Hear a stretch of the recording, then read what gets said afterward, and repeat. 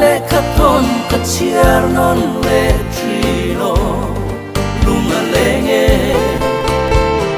tang bom ro me yang in zam rang lo la ni lo kachian rin nom manai thalak lui kathi non fo trino lunga lenge trua pui le pawan vul Ilena dang simo minna ve idam modin chana har nam ai vangin vela kan vang kwa kan nun lui da chui kirin per kwang tring trong kan sai a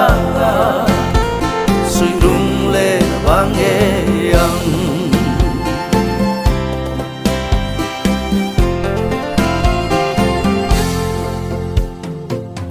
yang tu ni yang in lo kir to la pan lai ka thian du per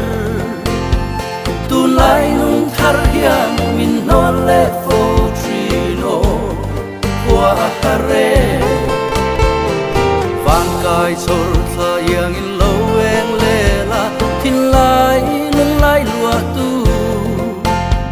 sui lung len vang in ko phang mai o me o Tuara hare Tua puile Vawan vul Ilena dang simo Minna ve idam modin Chana har nam ngai vangin vela kan vang kwa kan nun lui te chui kirin per kwang tring trong kan sai le a sui rung le vang e yang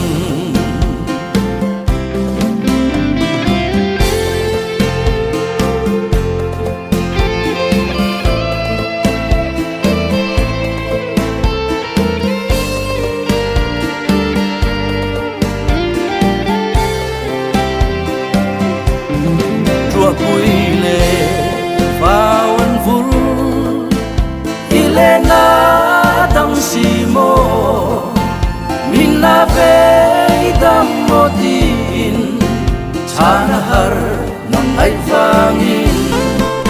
vela kan vang kwa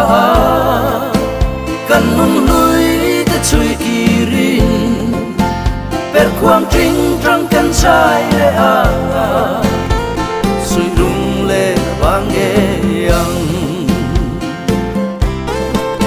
vela kan vang kwa kan nun lui te chui kirin per kwang tring trong kan sai le a sui rung le vang e yang